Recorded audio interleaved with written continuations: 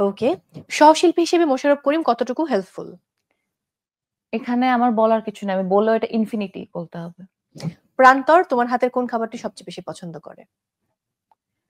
প্রান্তর আমার হাতে শুটকি। ওকে। সহশিল্পী হিসেবে প্রান্তরকে ১০ এ কত দেবে? সহশিল্পী হিসেবে আ আ আ এটা তো একটু 9। আচ্ছা ওকে। এটা একটু ডিফিকাল্ট সে আবার বলছে। ১ম প্রেমের প্রস্তাব কিভাবে পেয়েছিলে? একদম ১ম প্রেম। ওয়ালে বড় করে মেবি লিখে রেখেছিল কেউ আমার নাম দিয়ে যে আই লাভ ওরে ইউ। বাবা! ওই স্কুলের কিছু হ্যাঁ, হ্যাঁ, আ হ্যাঁ, হ্যাঁ। ইয়ে থাকে না প্রেম যে হুম, লিখে লাগবে নাম। সো হুম। ওভাবে স্কুলের কেউ একটা বাট কে লিখছে আই ডোন্ট নো। কখনো এরকম হয়েছে যে অনেক মানুষ তুমি যাদের নিদ্রা কেড়ে নিয়েছো সেই মানুষেরা এসে তোমার সামনে এসে দাঁড়িয়েছে এবং ভয় দেখিয়েছে? আ ভয় দেখানো না বাট আমার কাছে এই টাইপের অনেক টেক্সট আসতো। প্রথমত নাম নিদ্রা, ঘুম। হ্যাঁ, দ্বিতীয়ত আমার টাইটেল দে। সো হ্যাঁ, নিদ্রা দে। আল্টিমেটলি কি হয়? ঘুম দে। হ্যাঁ, রাতের বেলা এখনো পর্যন্ত আমার এখনো এমন অনেক টেক্সট আসে, আগেও হ্যাঁ। আসতো যে, "আমি নিদ্রায় যেতে চাই, তুমি আসো, হুম। নিদ্রা দাও।"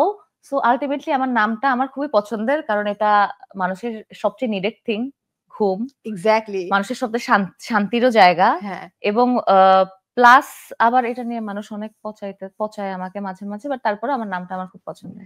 নিদ্রা নাকি খুব মানে রাগী। এটা কি সত্য না মিথ্যা? সত্য প্রচন্ড।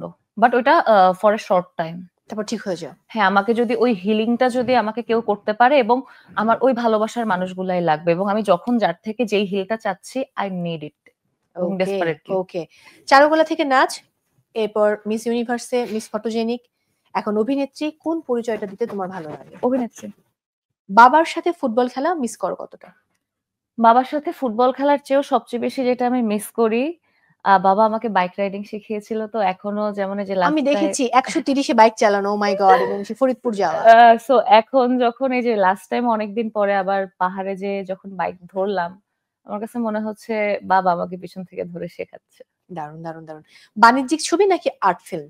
ভবিষ্যৎ পরিকল্পনা কি তোমার সিনেমা নিয়ে? আমার কাছে মনে হয় প্রতিটা সিনেমাই বাণিজ্যিক সিনেমা।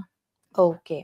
বরিশালের ভাষায় অর্থাৎ ভোলার ভাষায় দর্শকদের উদ্দেশ্যে এবার মজার কিছু বলো। ভোলার ভাষা একদমই নরমাল একটা ভাষায় যে আমি যেভাবে কথা বলতেছি বা আমি যা বলতেছি এটাই ভোলার ভাষায় যে যেমনে বলতেছি না? সো আমি বলব আ আমি এমন কেউ না আ যে আপনারা আমার উপরে ফেইথ রাখবেন বা যেকোনো কিছু।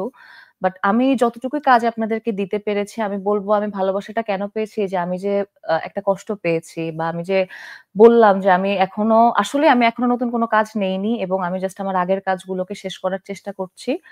আমি এখনো ওই মেন্টাল স্টেবিলিটি তে ঢুকতে পারিনি যে আমি নতুন কোনো কাজে ঢুকবো। অবশ্যই আমি কাজ করব। কেন করব না? সবকিছু যদি আমার সাথে মিলিয়ে থাকে। সো আমি বলব আমার নতুন কাজগুলো দেখবেন। সামনে যেটা আসবেন আমার উপরে ট্রাস্ট টা রাখবেন। জাস্ট দেখেন যে আমি আপনাদের পছন্দ মতো ডেলিভারি করতে পারি কিনা এবং আমিও আপনাদের অতটুকুই আ অ্যাকসেপ্টেন্স আ আশা করব।